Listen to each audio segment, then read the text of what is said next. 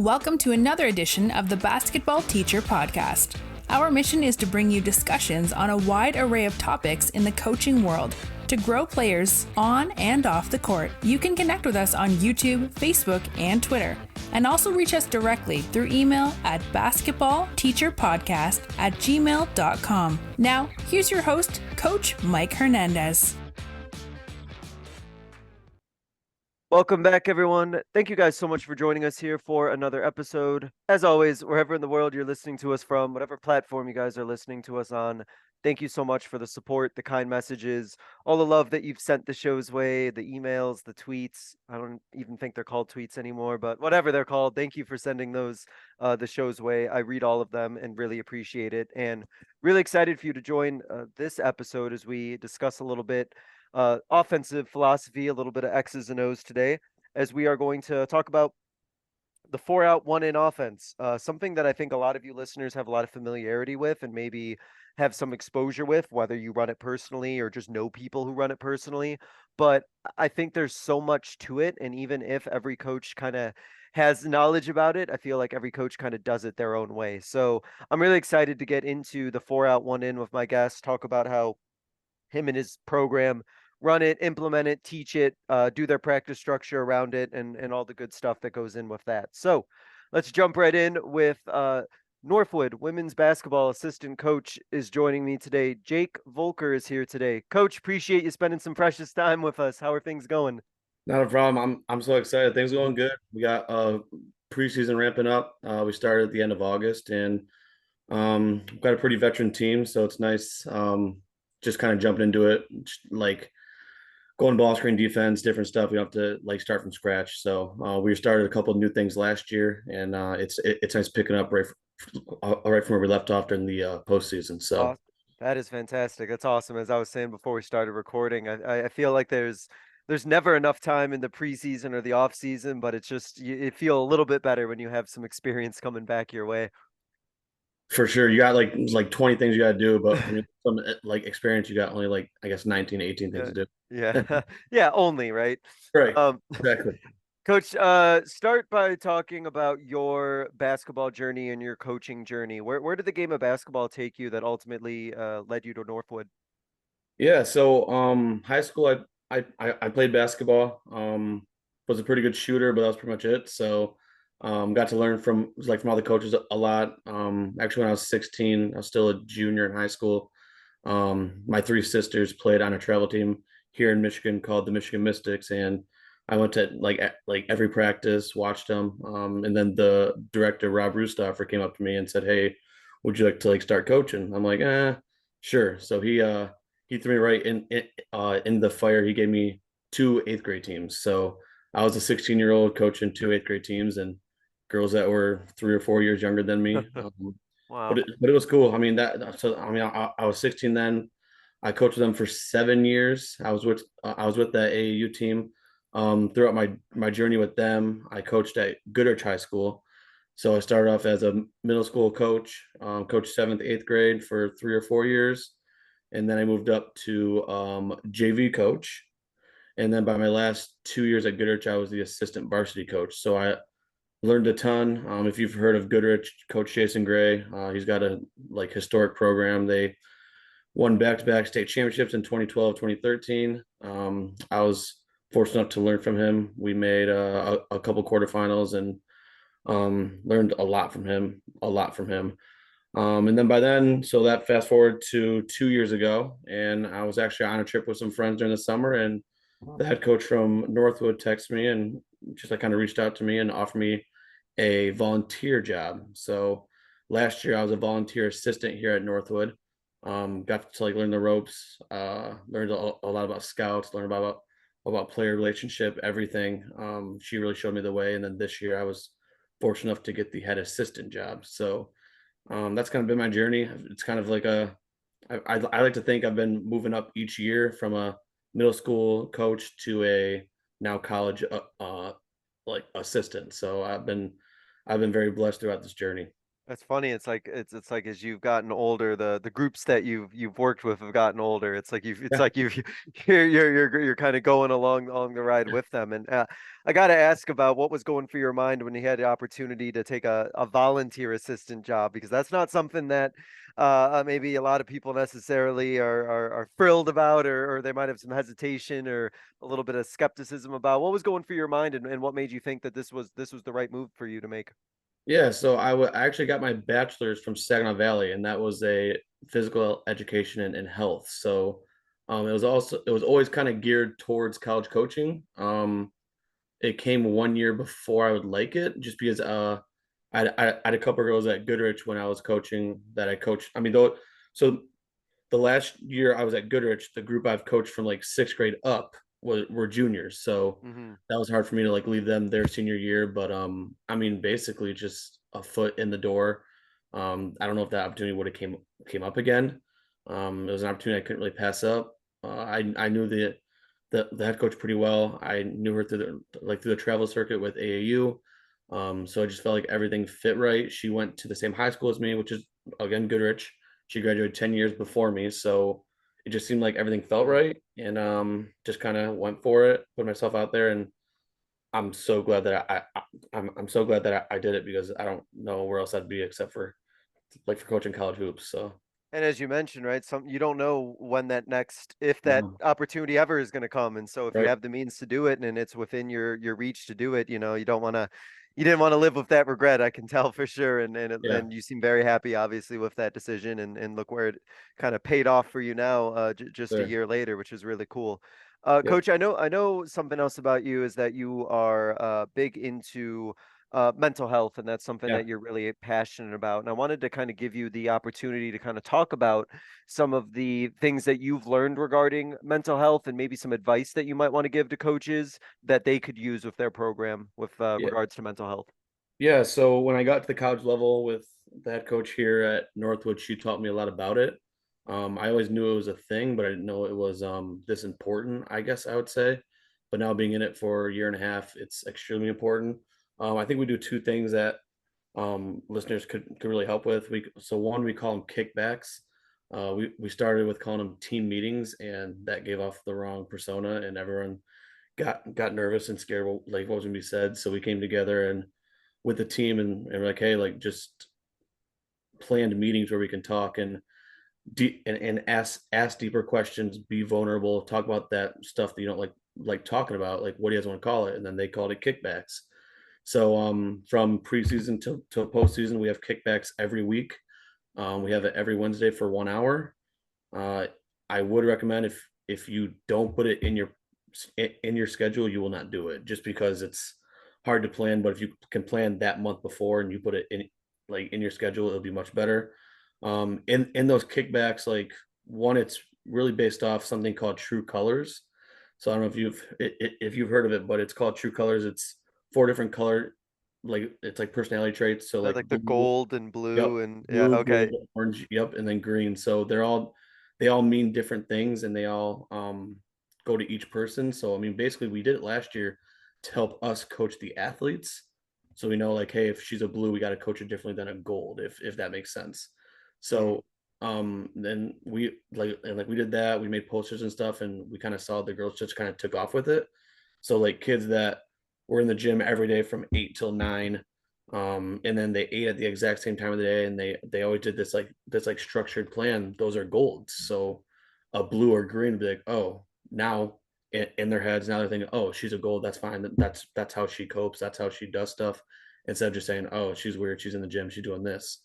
So it's different aspects like that where it's helped us coach, but it's also helped the girls. And then also I think I mentioned it earlier, but in those kickbacks, asking deeper questions. So asking all multiple follow-up questions, not just one surface level question. So asking deeper questions, and then being vulnerable. I think we did we did a activity last year where we had them get up and in front of the team, and they talked about like an important thing that means a lot to you, and hardship in life. And we thought we were going to get through the whole team that time, but we ended up getting through three people because they got up there, they got vulnerable, and then the audience asked deeper questions, and it turned out to be a really cool activity. So we ended up pushing that to like 4 weeks. So just different things like that with kickback. I think just that team building, that team bonding helps a lot, especially off the court and then translating onto the court. And it's the amount of trust I think that can be built in something like that. Yeah, Where like you're really asking, obviously your players to be so vulnerable with each other and trusting their teammates with parts of their lives that they wouldn't necessarily share with anyone else or a lot of people. And I think if that trust is there with those vulnerable things off the court, then it kind of makes stuff on the court, trusting each other, like for seem like sure. very, very easy to do, I For imagine. sure. Now, yeah, now me making this kick ahead pass to you, I trust you. I know you can make this catch, so I'm gonna throw it no matter what. So yeah, those are kickbacks. And the other thing that we do a lot, and I think that it's really good, we call it leadership committees. Okay. We take the upperclassmen. So like this year, we have a 6th year and 5 5th years. So we take them all together with our senior, and we have leadership committees every Tuesday. Now in there, we get a little bit deeper. We ask deeper questions, and us as coaches, that's like a one-on-one situation with the captains and the leaders of the team. Mm-hmm. We found that to help a lot. Like I think last week, I don't know if you watch Hard Knocks, but Mm-hmm. on the one Hard Knocks episode with the Jets coach, he talks about 4 levels of competitors. So there's a survivor, contender, competitor, and a commander. So like all those go into it, and then we ask them like, "Hey, what do you guys think you are?" And they answer honest, and probably 5 out of the 6 were like, we don't think you're quite there yet. So now they can go back and actually think that and apply that off the court and on the court. So it's just a coach with lesser players, like opportunities where we can just talk to them and make them better leaders. And then ideally, so when the 6th year and the other 5th years are gone, now we have 2 leaders in there, so we can bring in more people, just to help them lead and help them be better women. So Yeah, that's awesome. I really appreciate you sharing that. I think that that's just powerful stuff that just transcends basketball even. yeah, I mean, the things that they share and the relationships they can probably build off of being just that open with one another. That's really awesome. yeah. Shifting to X's and O's, coach, and talking about 4 out and 1 in. Wanted to first pick your brain about why was that the system that was best for Northwood. Kind of talk about the philosophy behind what you and the staff and you and the program like about the 4 out and 1 in and why it works for you guys there. Yeah, so a little bit of background behind it. It's a 4 out 1 in. We want to get to the post as soon as possible, and then we run a lot of split screen and weak side action. Basically, it's just we took over the mantra like last year. It's just more concepts, less plays. So we felt in this 4 out 1 in like it was more concepts. So for example, like if we throw it to the post, we've done a lot of different things. If she has 2 feet in the paint, she's always scoring. Like she's going up to score. So that's one of the concepts. If she doesn't see any split screens, nothing on the weak side, then she kicks it out. And there's another concept where we can actually ball screen or away screen. So there's different concepts where if you always do something, then you follow it by this, and it's not really plays or sets, but it's just letting them play free, letting them play to their strength, because we recruit players. We kind of recruit positionless basketball. So Mm-hmm. if you can hoop, you can play in this system. Yeah, and my head coach always says no more than 8 sets. So the less sets, the better. We just kind of sit down, shut up. We try to, but and then once we need to like actually step in, then we can actually call sets and call different actions. So And is that like a change of pace for your players? Are they used to being in systems that are more concept and more free form based, or are the player is that what you kind of look for in terms of players that you get? Or I guess for a better way to word this question is to get them to think conceptually rather than just about running sets. Was that a tough adjustment, or what was that adjustment like? yeah, so my head coach took over 3 years ago. She was an assistant for I think 4 or 5 years before that, but before she was head coach, the head coach there was 18. He was there for like 18, 19 years, and he got offered the AD job here at Northwood. So he took that, and I mean he built the program up. he did a lot of things with the program. He did a lot of successful things, but in his tenure, he ran a lot of sets, a lot of plays, a lot of actions, and a lot of if we see this, we're going to run this into a ball screen or this into some kind of flare. So it took about 2 years. Now this is going on year. Yeah. So it took last year. We just kind of had to kind of beat it out of them and just kind of like, hey, play, just play, just play, just play. And then now this year we're kind of seeing it come together like, hey, that might not be the right drive, but can you make it? Like that might not be the right finish, but that was the right read. So just trying to make them just play like positionless basketball. Recruiting wise, yeah, that's what I mean. Basically at the Division II level, you got to be able to shoot it. So shooters and playmakers, a lot of AAU teams out here don't really run them that many sets. It's just kind of running gun. So, and I actually really like it because it shows who can play, who needs more structure. So yeah, it was like when we just recruit hoopers.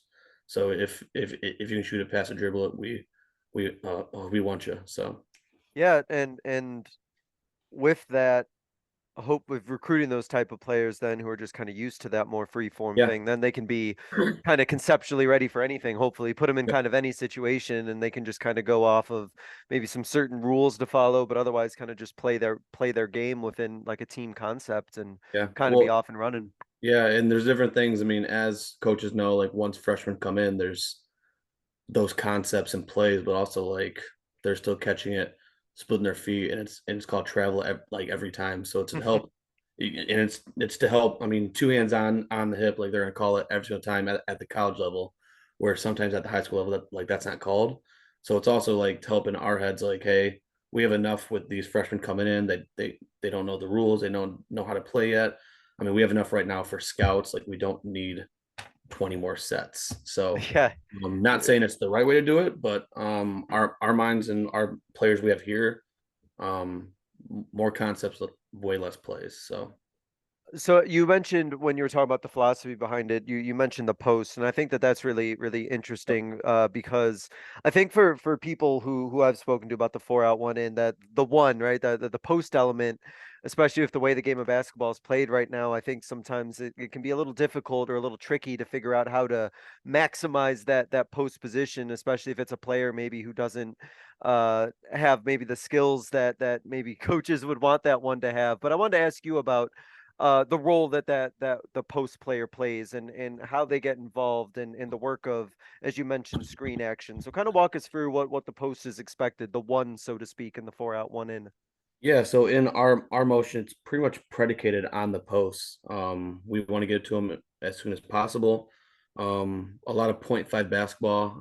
I read something or I saw something with Steph Curry. He was talking about point five basketball, dribble, shoot it, pass it within 0.5 seconds. So as in guards, is the only thing I'll say about guards is the guards. We're working on that this whole preseason. 0.5 basketball, get it into the post as soon as possible, or shoot it, drive it, uh, pass. I mean, we had a hard time last year. We threw the ball above our heads, and we can't do any of those three from there. So, but yeah, posts they um so their direct communication is high or low. So where do you want the ball? So it's a 4 out 1 in. So we have one on the rail and one on the wing. So if they want it high, then we pass it in from the rail. If they want it low, then we pass it in from the wing. So they have to be great talkers, great passers, and great playmakers. So great talkers go into the high low, great passers. Like, I mean, once we throw it in, they chin it, peak middle, and then there's action going on all around them, all around them. So then that plays into being great playmakers. Um, we have a lot of posts that can score, so that's nice too. Yeah. Actually, our 6th year that's coming back, she's very good down low, very strong. So yeah, I mean it's just predicated on the posts. Sometimes they do get pushed off the block, up the block, or out the block. So we do have like a like flash series. Not really, we don't really know what we're gonna do this year yet, but any kind of flash series where you can just run them to the elbow and then you can throw it in there and just kind of play off it. We don't really, I'm like I said, we don't really know what we're gonna do this year, but because they do get pushed off the block sometimes, but it's hard to reseal. So any kind of flash action to the opposite elbow. Last year we did to the ball side elbow, and it's just hard entering it there. Hmm. So we're kind of looking at opposite elbow action this year. So And when these players come in, are these traditional like post players that are coming into your program, or these ones that have to be kind of worked into the position and what's expected of them? Yeah, I mean, we recruit to it, so they're kind of traditional post players that can make playmaking moves. So, I mean, we have anywhere from a we can out. I mean, so if a guard drives and if we I cut or L cut out, I mean, we're not just stopping at the elbow. Those posts can come out to the 3 point line. They can put it on, on the ground. We work a lot with them with cross court passes. So them like pivoting, flipping their shoulders, and just throwing it. So yeah, it's not really the traditional back to basket. Hmm. We want them scoring. We want them facing up. We want them being aggressive within the offense. So there are so in those screening actions, so to help them. So once we throw it into them, there's a split screen happening on the ball side, and then there's a flare or a down screen happening on the weak side. So a couple of things to help them, like using direct communication. So like, hey, Ella, or let's say, hey, Susie, like if you're open on a slip, it's not hey, blah blah blah blah. It's like hey, Susie, Susie, Susie. So it's to help them because they're making 4 different reads to 4 different counters. So we do preach a lot of direct communication, especially with those weak side flares because those are hard passes. So if you're open on the flare or if you're open on the slip, um, those direct communications really help the post in those decisive decisions. So And what's the key? I like to ask coaches this whenever this gets brought up. What's the key to a good screen? What does an effective screen look like in your program? yeah, so I mean, it depends on I guess where it's at, but if we're talking about weak side flares, we teach put your butt to the corner.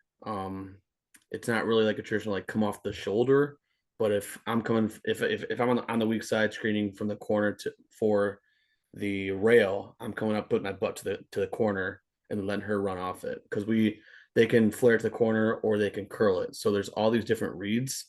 So definitely we preach getting wide, putting your butt to the corner, and then either slipping or popping off their read.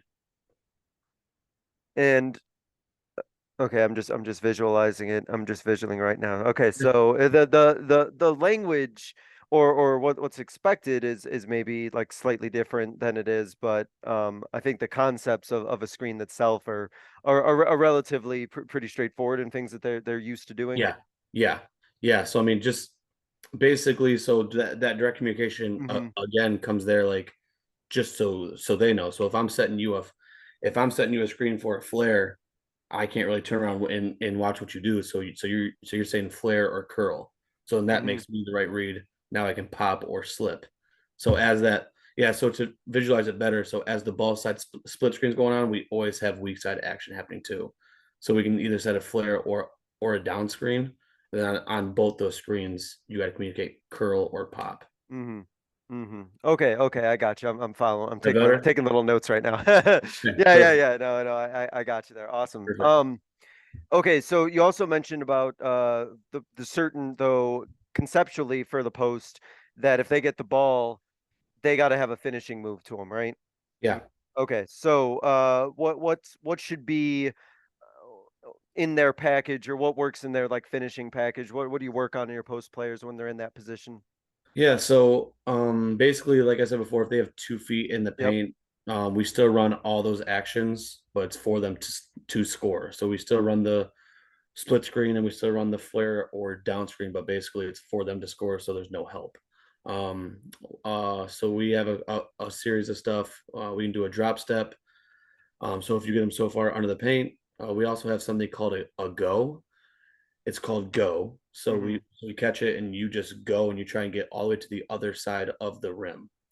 So basically you can either finish on the other side or they stop you and that's an easier read for them. Then they can just drop step to the other side and just finish. So we teach goes. And then also we call it an UI. Jawan Howard at Michigan runs that with the men. It's just like a shoulder shimmy. So if I'm on the right block and I'm dribbling with my left hand, putting my right shoulder in the defender, I'm putting my left shoulder back and then coming back over my right shoulder for a hook. So they call that little shimmy in UI. And as you know, the weirder or cooler the name is, then their girls will do it more. Of So course. definitely having those packages. I from my opinion, I would say go is probably the best option just because it's the easiest read. So if I catch a 2 feet in the paint, I'm just going. And then if they cut me off, then I have an easy bucket back to the same side I just got it. But yeah. And then always going on off 2 feet. I Off think that's two. oh yeah. I think that's something like everyone preaches. That's another thing. Freshmen come in and they always go off 1 foot, and that can happen at the college level. So you're doing some reteaching on this. So as high school coaches, which I am, that's one of the things Yep. that we can make sure that we're doing is going off too, because if they're going to play in college, most likely it's going to get Yep. corrected anyway. So Yeah, and I think I don't think it's the college coach's fault. I don't think it's a high school coach's fault. I think most of the players that do come to our level are coached correctly, but then they just kind of revert back to their old selves. So, because I mean, it's not like they've never done it before. It's just like you mhm. said, teaching it. Yeah, definitely. That leads into a really interesting kind of piece of the 4 out 1 in, and you mentioned it too about the philosophy behind it is that it's very, as you mentioned, conceptual based. There's a lot of decision making and a lot of freedom for players to make reads and to make the right proper decision with the ball, and that's such a challenging, and that's not a bad, and I don't use that as a bad thing, but I use that as a good way. It's a challenging concept to teach, and I was really curious about just the concept of teaching decision making within your offense.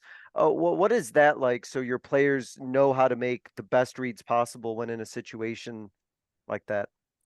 Yeah, so I think I mentioned earlier with Steph Curry. I saw it was like a video on Instagram or something, but he talked about point five basketball, how the faster you play, everything slows down. So like I didn't really understand that at first, but the faster you do play, everything does slow down. So ideally, the longer you hold the ball, everything speeds up and you got to get it out of your hands so fast.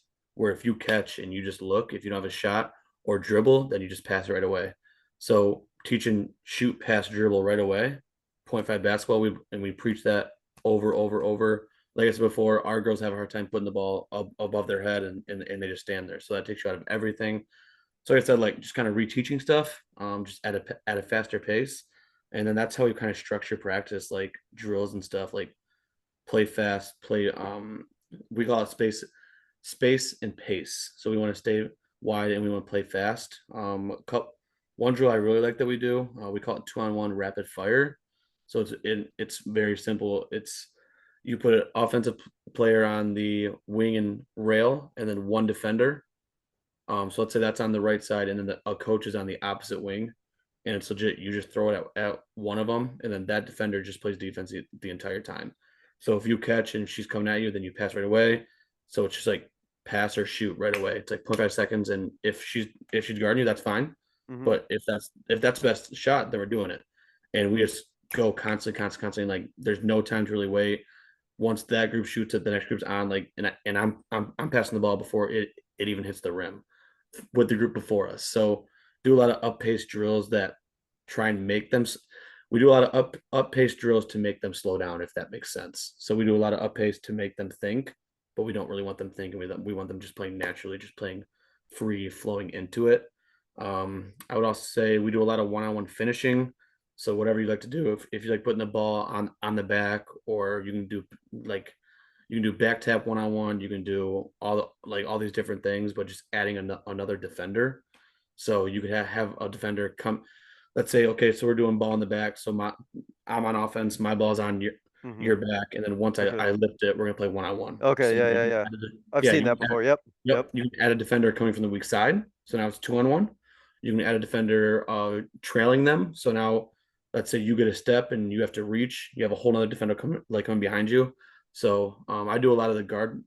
I mean, even post breakdown. So adding a defender coming from the weak side or trailing, and then also always adding defenders um, where offense can only shoot. So like we might do a 3-on-2. No, yeah, we might do a 3-on-3, Okay. but the one offensive player can only shoot. They cannot drive. They cannot dribble. They can only shoot. So let's say we're working on cutting the floor, keeping it on one side, and let's say you get beat, and then now you need the help. So now you can make that pass to the corner to that offensive player that can only shoot. So like different concepts like that, to where you have um that like girl in the corner where you can shoot, where you can have that breakthrough and stuff like that. So just playing faster to make them think more, if that makes sense. I hope that makes sense. Well, yeah, you kind of almost put them in a situation, it seems like, and I'll let you correct me if I'm wrong, but it's almost like put in a situation where you don't really have time to like overthink things. Like Yep. you got to make decisions quickly, or you got to just go off of what seems right in that situation where you don't have time to like freeze or overthink something like I mentioned. You just got to play with like what you see there and you got to make a decision with it right away. Well, yeah, and I guess I didn't really explain the last show well, but it's like, hey, it's not that it's decision making, but there's this girl wide open in the corner that's on your team that can just shoot the ball. So it's simple stuff like that where now we get into games and we watch film and it's like, oh, like she was wide open. It's like, yeah, she was, but if you came to two and if you just relaxed and made that pass, then we're good. But you came to two and then just threw the ball behind your head and just was like falling out of bounds, right? So just like simple stuff like that to where we don't have to go back and watch film on that after the game where we can watch something else. Well, I think one of the things too about what you just kind of mentioned, right, about getting that girl in the corner for a three, and Yep. I've seen this happen in systems that are like 4 out, 1 in, is even though they are, as we've mentioned a few times, conceptually based or more free flowing, I've seen, and because I've been through it myself, I've seen, players kind of fall in love with maybe specific actions or certain things, and Yep. then before you know it, like your offenses become predictable because your Yeah. players kind of want to do the same kind of look or same kind of action. So doing what you mentioned, where you kind of force a specific thing to occur and then kind Yep. of work around that, kind of gets your players to think about, maybe some different things or different looks or different ideas that they normally or wouldn't default to, if that makes sense. No, for sure. And I think in that aspect, it's nice to where, let's say in games, let's say they take away that baseline pass, what we're doing in practices will help them like, okay, next decision, playing fast. Okay, that's not open. Now let's look to the open window. So it's like, okay, it helps us on the fly with games make better decisions because of what we're doing in practices, because we're purposely making practices so much faster to where games feel so much slower. That's the I think that's the dream as coaches, right? Where Yep. practice is the hard part and Yeah. and the games become the easy part. At least that's the goal, right? Yeah, yeah, yeah, for sure. Um, is your that the concepts that we've talked about over and over, are there tweaks or adjustments that get made based on the types of defenses that you go up against? I guess a better starting question would be, do you see a lot of variety in the types of defenses that you play, and does the 4 out, 1 in that you do need to be adjusted at all for that, or do you see kind of the same defensive concepts that you go up against? Yeah, so I mean, I guess basically like man to man versus zone, I think we see majority of the same defenses. So we see a lot of man, but in those different defenses, they will take different things away. So I think last year the biggest thing that they tried taking away was front in the post. So that pregame in that practice before we just worked on a lot of, okay, we passed the 45, they're going to front, now we're going to skip it, and then now we're trying to enter it from there, or now we're going to skip it to the opposite rail so we can make one more to the wing to give the post time to get the ball. So I mean, I guess concepts there don't really change. If we want to do, we haven't really tried it. We haven't really done it yet. Like I said, we did it last postseason, but if we wanted to in the post, throw out of it, go ball screen, Hmm. I think different ways defenses will play, or I think different way defenses will play that is like, do we have to? Is it a flat ball screen? Do we screen with our butt toward so if they're trying to cut the floor, right? So if I'm on the block and I skip it opposite, and I'm going to screen, and if they're trying to cut the floor, so now it's a reverse ball screen to where my butt's on the bit, where my butt's forced is where my butt's facing the baseline. So it's Hmm. like different aspects like that where I think we scout and then we can adjust from there. Just because on the fly the girls might not be able to do it as well. But like I said, in practice, I think the faster we do it in like pregame and stuff, that's going to help them too. I know you mentioned this a bit, and I wanted to circle back to it. And that was kind of the role that um, watching film or specifically having your players kind of look at film and breaking down film with your players kind of goes into your offense. And the reason I want to ask that is because with more of a free flowing offense where there's a lot of player decision making, I Yeah. think that there's a lot of value in players seeing the decisions that they make and being Yeah. able to learn and recognize from that. So what role does that kind of fit in with players kind of watching film and kind of learning from what they're doing on film? Yeah. So basically, we started off last year. I think the first 3 or 4 games we were writing not hefty scouts, but like pretty detailed scouts. So then by like December, we're like, hey, less is more. So the less that we give them, the more they retain, if that makes sense. Yeah, yeah, yeah, for sure. Basically, for us, we go over a lot of the opponent's offense. We don't really show much film on their defense and what we do. We just kind of build that into the practice plan. We do a lot of like 3 line drills. So if we know that they're gonna, let's say, ice ball screens, our attack now out of that post might be a pass and then a reverse ball screen. And we might not give them that information. We'll tell them that the opponent does this, but we won't tell them like how they do it, when they do it. We'll just tell them, hey, this is you will see this tomorrow, you will see this today. This is how we're gonna attack it. This is how we're gonna score off it. So basically, like film wise, we don't give them much on the opponent's defense, unless it's something drastic, unless it's like a press or something. But we would just build it into our like practice and make a lot of 3 line drills, do a lot of blue white breakdown stuff like that. Yeah, and that sounds like it's something that you kind of have the philosophy of like kind of, playing, especially on the offensive end, like playing your game and Yeah. like doing what it is that you need to do, and almost like the defense that has to kind of react to you. Do you do a lot of film work where you work with your players on film like after a game and like have them like watch film of themselves and playing and looking at that, or is that something that's not as important, or what role does that play? Yeah, so film wise, we hit it really hard during the preseason. So like where we're like teaching a lot and we're showing, I mean, no offense to them, but a lot of mistakes. Yeah. Like the good things we shout out, we give them all the like all the praise during practices and stuff because when good things happen during preseason, that's awesome. But the bad things during preseason, we kind of take notes, what time's on the clock, and we definitely need to go back and watch that. In season, it's a lot of us coaches clipping. Um, we kind of leave it. We so for us, we leave the day of the game alone with film. So we don't watch it. We don't make them watch it. We give it till the next day, just because I've realized too, like in this practice, I might think our ball pressure was absolutely terrible. Like it was Hmm. garbage. But then I go back and look and we got beat 2 times off it. So that's the word like no watching film the day of. But then the next day, like there's 2 different ways I like to do it. So I'll either break it down the next morning and then have players come into my office and talk about it, or we'll just sit down and watch like the whole first quarter. So then I'm gonna sit down with you and let's say out of the 10 minutes in the first quarter, let's say you played 4, we watch the whole first quarter and we kind of break down everyone. I just think that there's different minds that like that.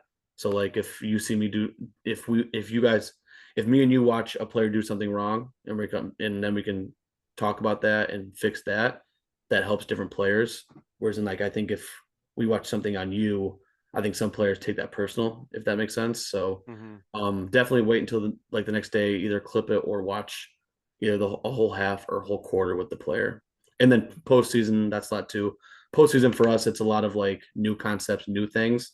So that's again a lot of praise for good things, and then clipping the bad things where we can get better at. Awesome. Awesome. No, that's really well said. Appreciate that explanation.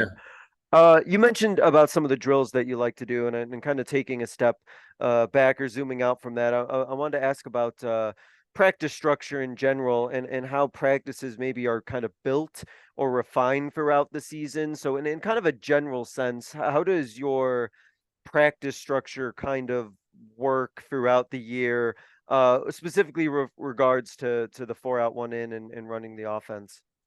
Yeah, so I think for most people, just practice in general gets shorter as the year goes on, just because basketball season that's a pretty long draining sport.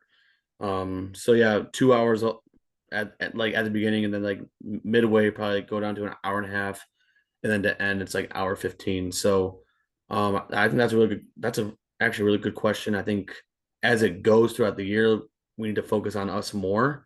Mm-hmm. So we do have like a 30-minute segment of offense every single day.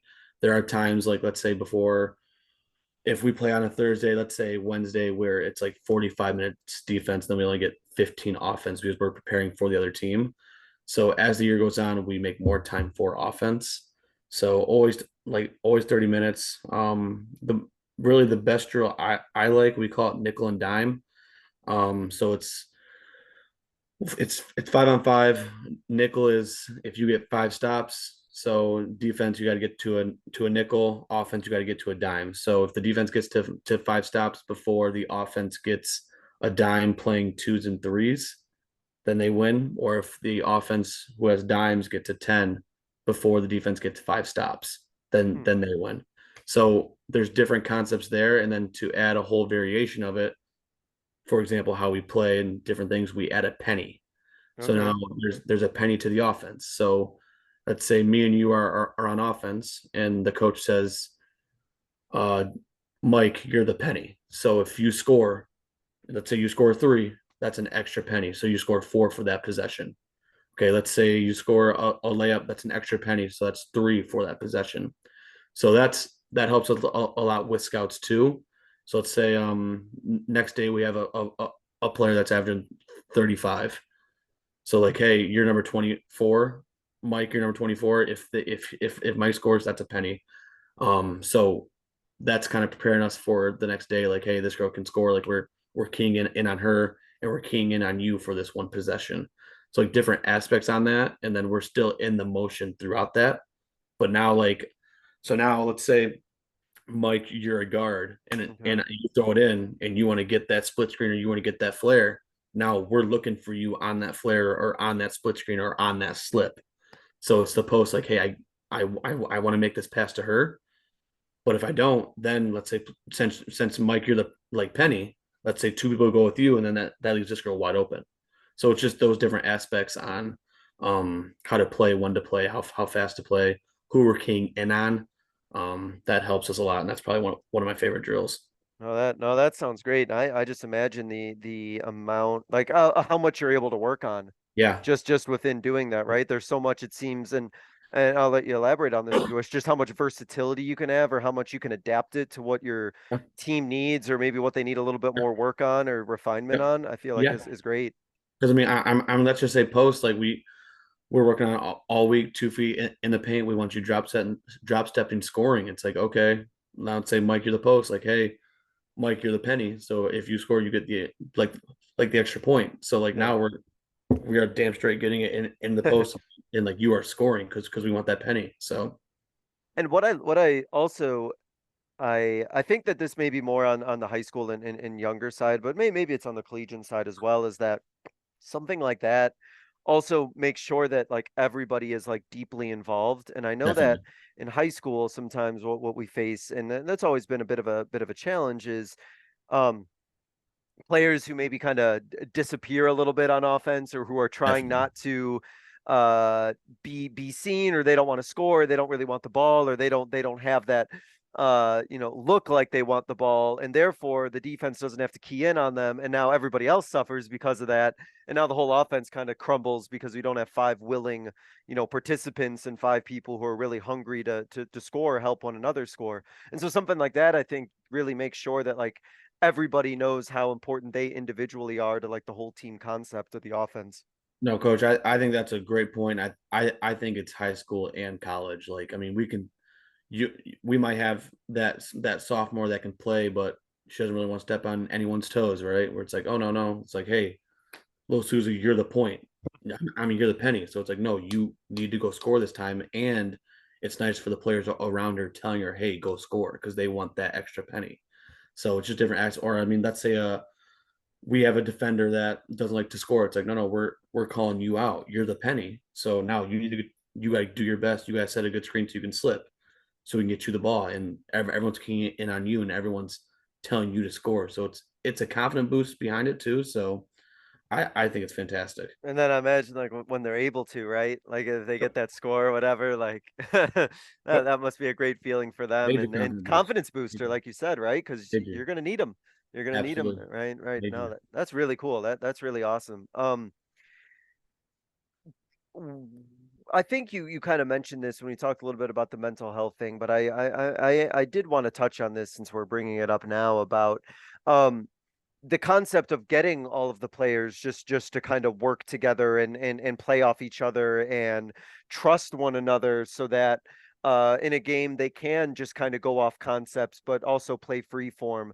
That just the idea of kind of bringing the team offensively together to where they can trust one another and where they can almost instinctually know like where each other is at and what to expect from each other. Was that or is that a long process to kind of bring that together and bring that chemistry together? Did it develop pretty quickly? What was the experience with that? Yeah, I mean, if I'm being honest, if we don't do the mental health stuff, if we don't do like the kickbacks and the leadership committee and the different aspects and the different breakout Hmm. rooms within the kickbacks, I think it would take longer than it did. Because I mean they get deep in those conversations. So let's say we do a kickback and we split them up into four groups. It's like, hey, like you're asking deeper questions. You're trying to get to the root of the problem. And like for some athletes, it's basketball. So for like, I've learned some athletes, it's like anxiety in basketball and like messing up. Like they don't want to mess up. Yeah. But you and I both know you'll never be the best player that you can without messing up, like without failing. So it's then like within that group, the three other people with her that just shared that, like now you're on the court. And it's like, hey, she messes up. So no, not like now we're gonna pick her up. We have Yeah, the yeah. we always have this thing called we talk after turnovers. So if I make a bad pass to you, we both come together, talk about it, what we both can do. Hey, I needed to make a better chest pass or pass ball with like two hands, not one. And then you can say, hey, well, I should have got to the corner quicker. So it's not just one person to blame. So we have different aspects to help build that up. We also did something last year called the Energizer. So every practice, me as the assistant coach, I go up, I pick one person and say, "Hey, you're the Energizer." So that person is like the most hype, direct communication. So like saying names on everything, always picking someone, always the first one to the floor when like someone falls, helping them up, always picking someone up. So it's we got that built in to where if like I make this bad pass and I'm down on myself and I'm angry at myself, the energizer's coming up picking me up. So different aspects. I think if we don't do that stuff, I think that chemistry, that knowing where you're at takes a lot longer. But with doing that stuff, I think it definitely helped us. I may be stealing that, coach. Don't, if I steal that energizer concept, We I'll stole be it sure too. to attribute. I'll be sure to attribute it, unless you stole it from Yep. somewhere. Oh, And then, coach, that's the name of the game. I haven't made up one thing, but yeah. Since you're thinking about it, we'll go into it. So the Energizer, you pick one person each practice. You say you're the Energizer. hmm. At the end of practice, the players vote on who they think it is. So let's say I'm the Energizer for this practice, and I'm not voted. So then you say, oh, okay, who was it? And then I raise my hand. Now we're going around saying what I could have done better. So they could say direct communication, be louder, clap louder, pick people up, never be quiet. And then it helps. Like we saw last year, like, hey, so now we're on like Energizer number 6.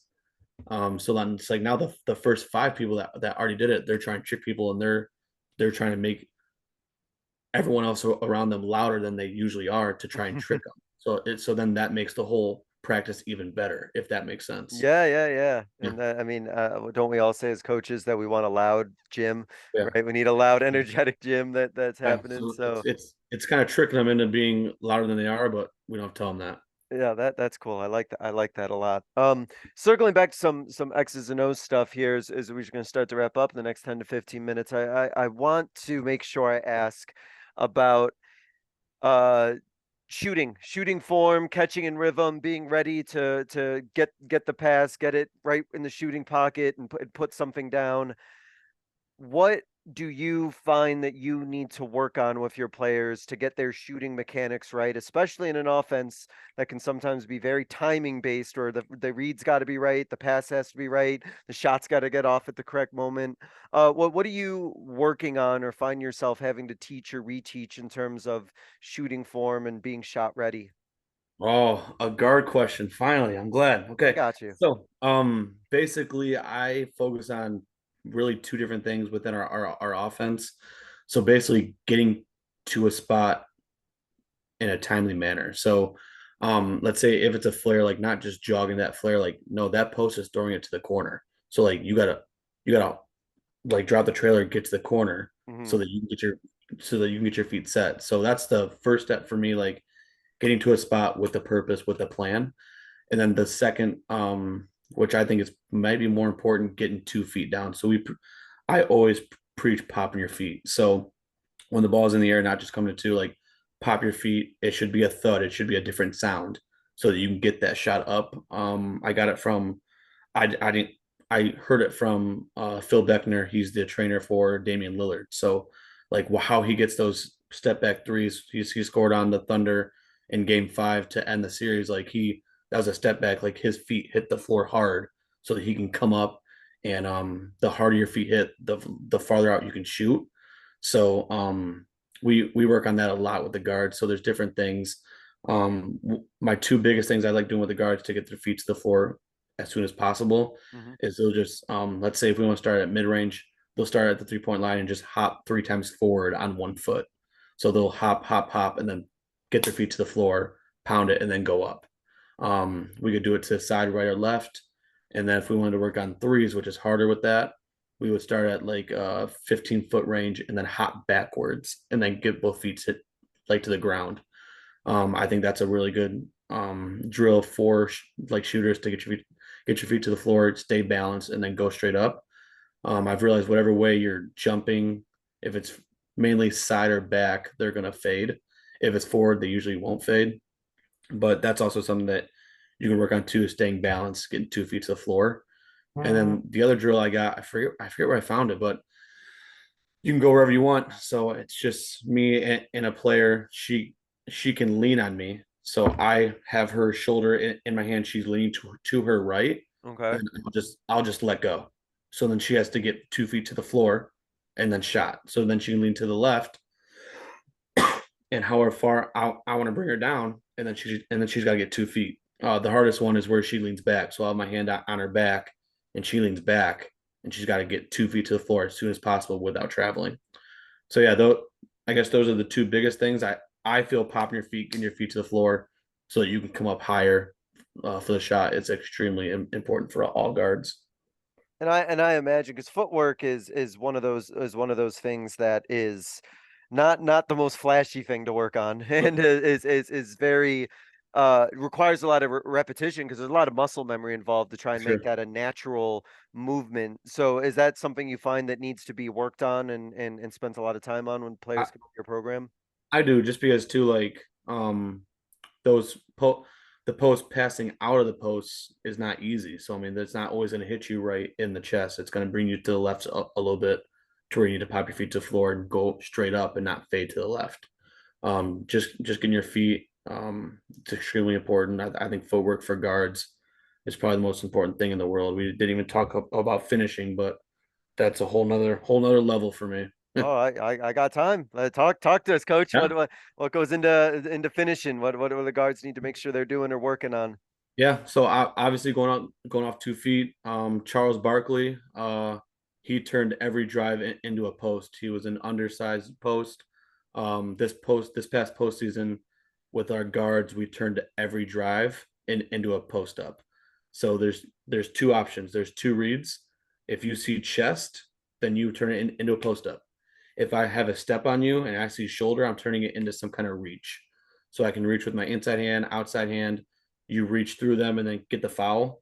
That's the more easier read, but then a Barkley. So let's say I'm driving, I'm on the right wing, I'm going to drive.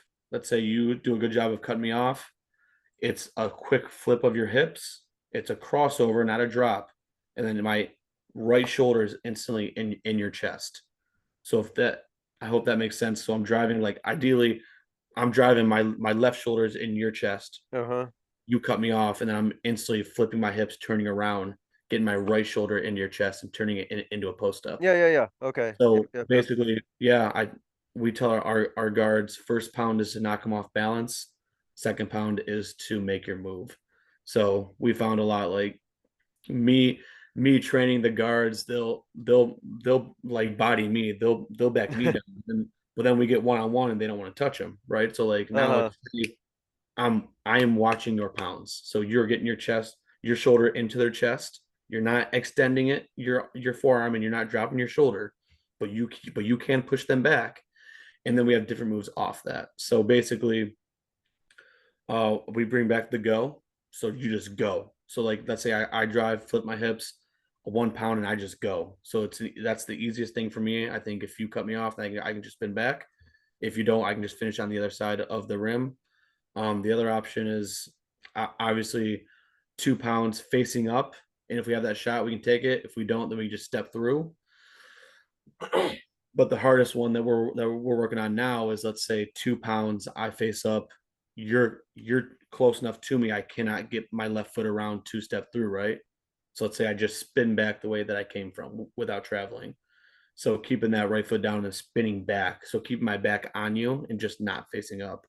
So just giving them different moves to make it like in the post. And I think it's just really hard. I don't think guards really get posted up a lot. So I look forward to seeing this year um if defensively guards do a good job or not. So And I mean just the concept of players working on their guards, working on their post skill set and everything. I yeah. mean, that's not something that I Nope. think a lot of guards are doing a whole bunch of. And so just to even have a few moves, and I think again, just thinking back to even at younger levels and as, like high school coaches, et cetera, like if they can get their guards to have like a couple of I those agree. moves that you mentioned that come in, like that could be game changing to have that Well, kind of skill set. Yeah. I mean, we want to do it because last year we didn't do a good job finishing. But then you watch, we're all going off 1 foot and we're all making a reach layup no matter what, and it's just going off the backboard. So now it's like, oh no, like now you turn it into a post. Like now you have to go off 2 feet. So it just helps us slow down too. It's not going 100 miles per hour and do a like layup where you're just falling out of bounds. So Yeah, no it's control. definitely slows them down. Yeah, no, I love that. Awesome. Yeah, this is great. I know we could probably talk for a lot longer. I know it's late over there too, though. So I'm gonna respect you and your time within these time constraints. Yeah, that And appreciate that. there's a couple questions that I ask every guest to kind of wrap up. And so I'll pick your brain here with this first one, which is thinking back on your coaching career. What is a moment from your coaching career that you think others listening would be able to learn from? Oh, so really what opened my eyes was, I'll go back to the Michigan Mystics. That was the like travel club here. I was with them for 7 years, and my last year I was able to get a top team. So I was able to get the top junior team where we were like competing against the best of the best. So we went to Louisville. There's an AAU tournament every year called Run for the Roses, and that's like the most popular tournament. It's like got over Hmm. 2,000 teams there with over 8,000 athletes there. So it's unbelievable. So we were there playing, and we actually made it to the championship. So we won like 6 games in 3 days, and then on that fourth day we played in the championship. So we were playing this team called Team Strong, and coach, they had I think the fourth best player in the country, and she ate us alive. Like she destroyed us. But the coolest thing for me is like I've with that team I coached, I was blessed enough to have good enough players to where the baselines were filled. But like that game, the baselines were unbelievable. Like it felt like everyone in that 85 court place was right on top of our one court. Gino from UConn was there, South Carolina, Tennessee, I mean Texas, like every single coach you can think of, the head coach was there. Now, don't get it wrong, to watch that girl that we were playing, but they were like still there watching us. And for me, that was the biggest, like, okay, I want to get here and I want to be on the baseline watching this game and recruiting the best players and recruiting the best of the best. And um being someone that just people aren't afraid to talk to and learn from and chat with. And I think just making those connections with coaches was the biggest thing for me. Being fortunate enough to coach that good a team, I talked to a lot of different coaches from. There was one out in Portland, to like New York to Florida to multiple coaches in like Texas that I still communicate today with. I mean, you're in Arizona, and I'm blessed to be able to connect with you. So just making those connections, asking those questions, trying new things, going to coaches clinics. I think that's huge. I love going to coach clinics, talking to all the different coaches about what the one aspect of basketball they're passionate about. So yeah, just like getting that experience and then like being in that moment for me was a surreal situation where I'm like, okay, I want to be here and I want to stay here. That So is that is so cool. I couldn't, I literally can't imagine what that must have felt like. it was That sounds so unreal. surreal. That is so cool. And yeah, it's like I want more of those. I want Yes. more moments like that, right? Yes. That is so cool. To wrap up, Coach, I give every guest what I call a 60-second soapbox, but I'm not going to time you, so you can go over 60 seconds if you want. But it's your platform to kind of get out a final thought, a closing message, a final idea of sorts that you want to leave the listeners with, and you can kind of take it really any direction that you with. So that you want, excuse me. So I'm just going to go ahead and open up the floor to you, Coach, and I'm going to let you take it from here. Okay. So I guess the biggest thing I would say is just building relationships. I think in the profession of coaching, relationships are huge. Not even for yourself, but the athletes. I think my years of coaching, I've never realized until probably this year, like how impactful my words are to athletes. So, and then you building that connection with the athletes, like your words become even more impactful, and just building a relationship with your assistant and head coaches. I mean, that will help you make your job way more easier and your life way more enjoyable. Building relationships with your players, it doesn't feel like you are at your job, but you are. And then also, it's nice when you can get on your players and then still have that love after practice, after games. So being tough on them, wanting their absolute best during practice, and then still loving them afterwards, and still knowing they love you too. That's very huge to me. And then relationships with, I mean, even the rest of the staff here at Northwood, like I've grown really close to the volleyball coaches, really close to the like softball coaches, like just building those relationships because you never know who those people know. And then, like I said, before, like building relationships with other coaches, like this is something that like we can connect through anywhere about whatever. Like it's basketball is basketball, and I think we touched on it earlier. Like no one's making up new stuff right now. Like everyone's copying each other. Everyone's getting notes from him or her. Everyone's watching this team play, and you love that blob. Like I'll watch TV, and man, there'll be a great blob. I'll get on my phone and just record it. So and Hmm. then now I try to find that coach's email and just try and like connect. Sometimes they don't always answer, but then that one or two times they do, it's like it's phenomenal. So biggest thing I would say is make connections, put yourself out there, and if you're passionate about it, basketball will give back to you. So That's great. That's really well said, Coach Voelker. I really want to appreciate you for coming on, and we covered a lot. And I know there's still so much more we could have yeah, talked about, but I really appreciate you coming on, talking some X's and O's, talking some offense, talking mental health, relationships, cool coaching journeys, and coaching yeah, stories that you shared. It was a lot of fun, and thanks for spending some time out of your busy schedule. I know you got a hungry group coming back, an experienced group coming sir. back this year. So I wish you Yep. guys all the best and hope it's a great season for you, Coach. Thank you so I much for coming on. I appreciate your time, Coach. I look forward to next time. Thank you guys so much for listening. This was another edition of the Basketball Teacher Podcast, and we will see you guys next time. Thank you for listening to another edition of the Basketball Teacher Podcast. Make sure to connect with us on YouTube, Facebook, and Twitter, or reach us directly through email at basketballteacherpodcast@gmail.com. Take care, be safe, and we'll see you next time.